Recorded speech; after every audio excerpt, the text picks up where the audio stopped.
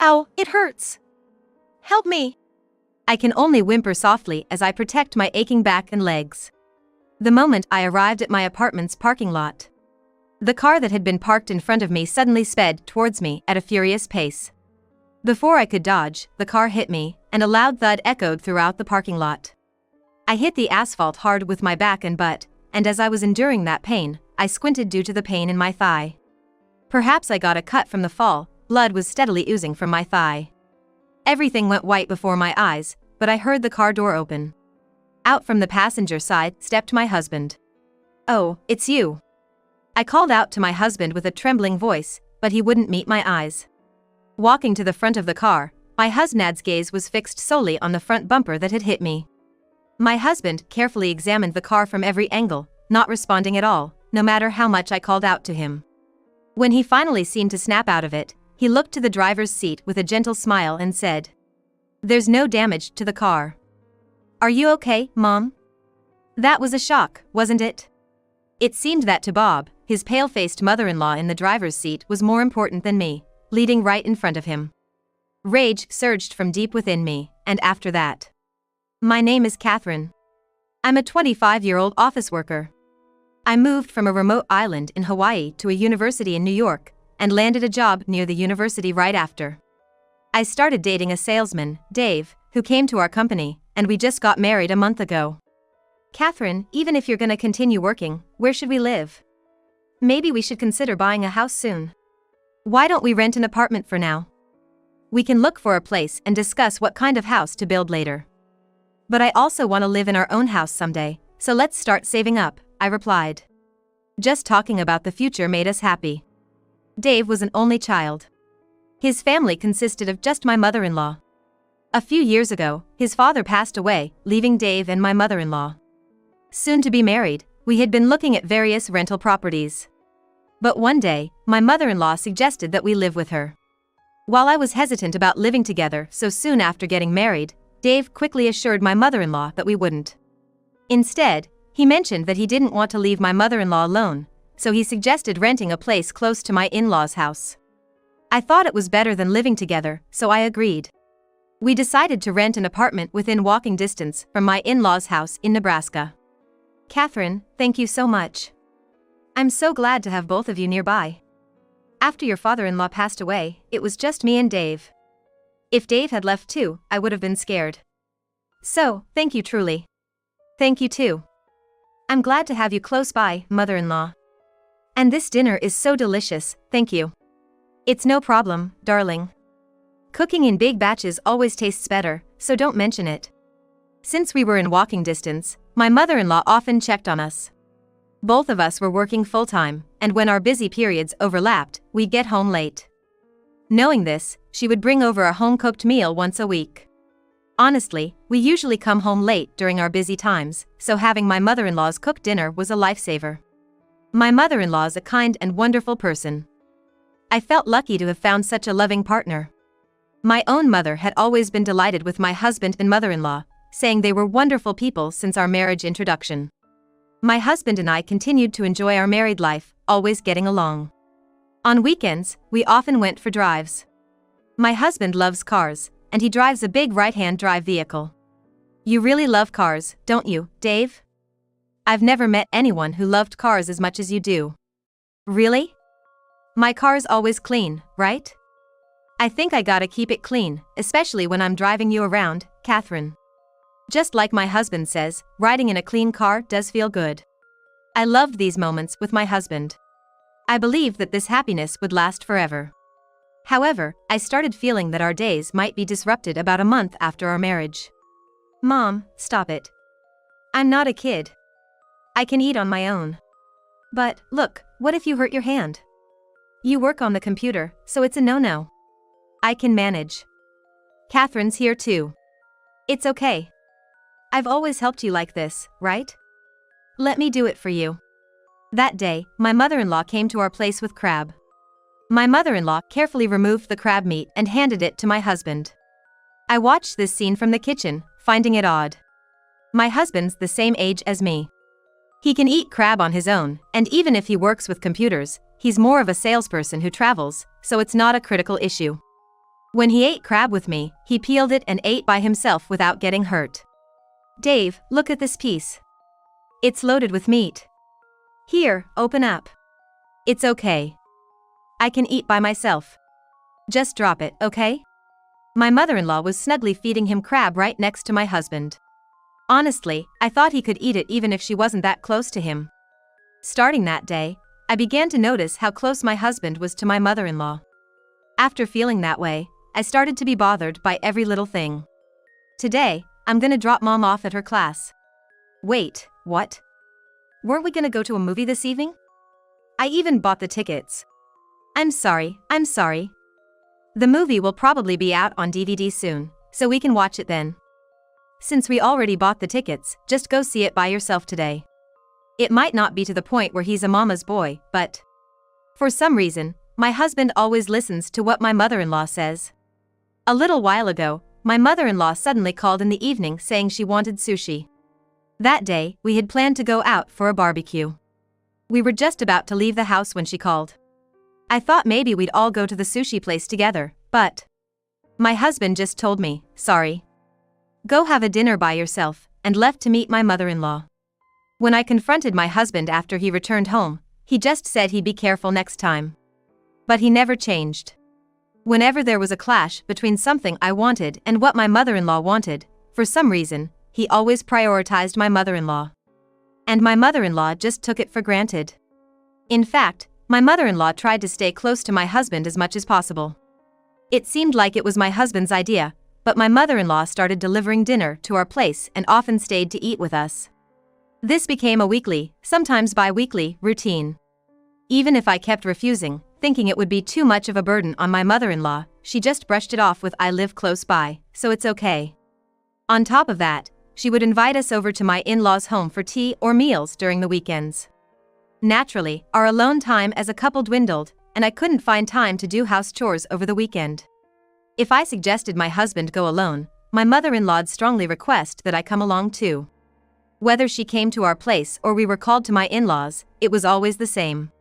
My mother-in-law started criticizing me for not doing enough around the house. "Catherine, I know you both work, but you need to prepare a decent dinner. Relying solely on takeout is just not how a housewife should be.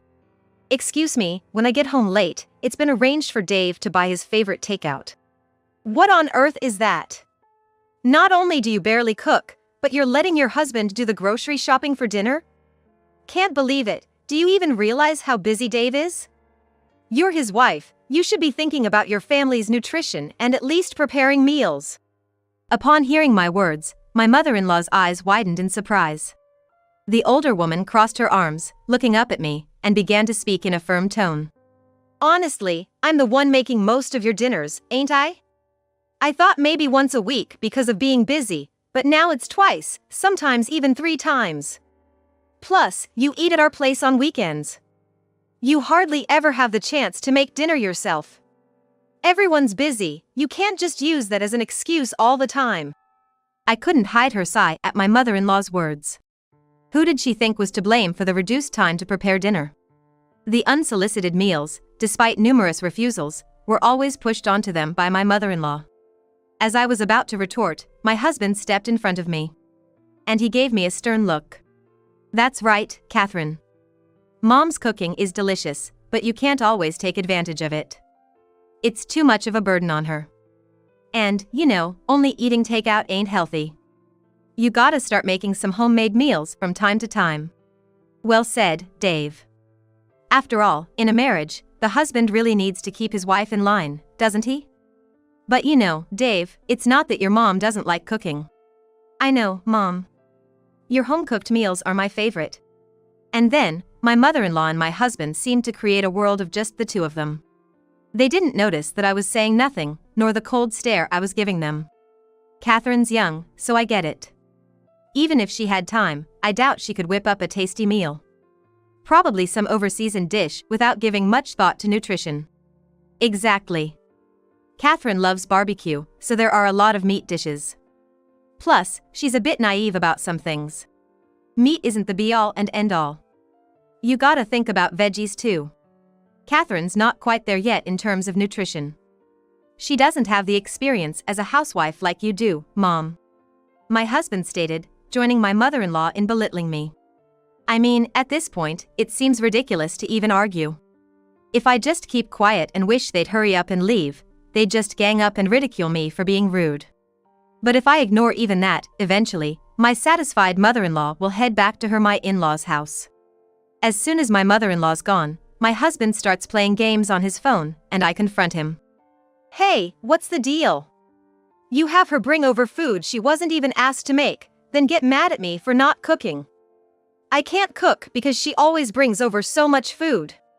And you two keep harping about cooking and cleaning, but don't you realize that with her coming over so often, I don't have the time? If you want me to do these things, stop inviting her. If you prefer her company, why don't you just go live with her? At my words, my husband glances at me and smirks. What's the matter? Jealous? We've always been close, you know. People around town talk about how tight we are. Besides, if you learned from my mom, you'd get better at these things, right? Instead of telling her not to come, why don't you learn a thing or two? Excuse me? Taken aback by his nonsensical response, I was left speechless. Maybe he wasn't expecting a reply, because my husband's attention shifted back to his phone game. I could feel the weight in my heart. Dave was no longer the man I had once fallen in love with. After that, I began to stand up to my mother-in-law, even if it meant being disliked by her. Still, she'd often barge in, saying, "I'm here to teach you." Finally, at my wit's end, I didn't let my mother-in-law into the house when she arrived and told her bluntly that she was being a nuisance. My mother-in-law looked stunned but then shouted back in anger. After pushing her out the front door and closing it firmly, the next thing I knew, my husband came home and together they stormed into the living room, shouting and making a scene. That seemed to be the last straw. My mother-in-law even started interfering in my work. "Catherine, can't you cut back a bit on your work hours? The house isn't clean even during the weekdays. Shouldn't you be keeping it tidy?" Today is Dave's turn to tidy up. So, please tell Dave. How could you? Making your hardworking husband clean the house? I work outside too. We both work, so both of us should share household chores. Even though my mother-in-law understands the concept of both partners working, she firmly believes that household chores are the wife's responsibility. That's probably why she thinks I'm pushing those duties onto my husband. My mother-in-law sighed deeply, looking exasperated. "Catherine, there's a difference in income between you and Dave. Isn't it common for the one earning less, like you, to handle more household chores? If you can't handle that, maybe you should consider being a stay-at-home wife. Unfortunately, our incomes are nearly the same. Plus, on Dave's income alone, it's impossible for me to stay home. That's why I have to work too. We both work full-time and get home around the same time. Yet you expect only me to handle the chores? It's not about when you get home. You clearly lack respect and gratitude towards your hardworking husband." Without waiting for my retort, my mother-in-law dramatically waved her hand and let out another exasperated sigh. I wanted to retort that there was no gratitude or respect from my husband, but my mother-in-law wasn't even trying to listen to me anymore. Despite the ongoing conflict between my mother-in-law and me, my husband had never once listened to my side of the story. Instead, he teamed up with my mother-in-law, taking her side and blaming me. He stopped doing any chores around the house and started spending more time at my in-laws' home than at our own. Whenever I pointed this out, he'd lash out at me with incredible fury. So, I just let him go on like this. It was easier for me to let him spend time at my in-laws' house rather than being with him. Then, one day, I got off work early from a company nearby and was walking home. Just as I entered the apartment complex grounds. In the parking lot, it seemed my husband and my mother-in-law were about to head out, as our car was parked there. I didn't want to greet them and was about to walk past quickly when suddenly the car lurched forward, aiming straight for me. I tried to dodge, but the car was too fast, and it knocked me off my feet. Thankfully, my head was spared, but my leg throbbed with pain. It seemed I'd grazed my skin against the rough asphalt when I fell, causing a deep cut. Blood streamed from my thigh. As I wondered what to do, feeling faint from the blood loss, I heard the sound of a car door opening. Out stepped only my husband. He left the passenger door open and began inspecting the area of the car that likely hit me. He didn't even look at me.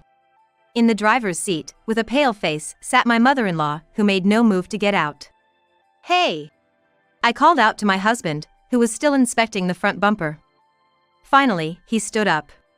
Still bleeding, I thought I needed to get to a hospital, but my husband turned away, walking toward the driver's side. "The car's fine, not a scratch." "Mom, you okay? Must have been a shock, right? You good?" I was dumbfounded. Here I was, bleeding in front of him, and all he cared about was the car and my mother-in-law.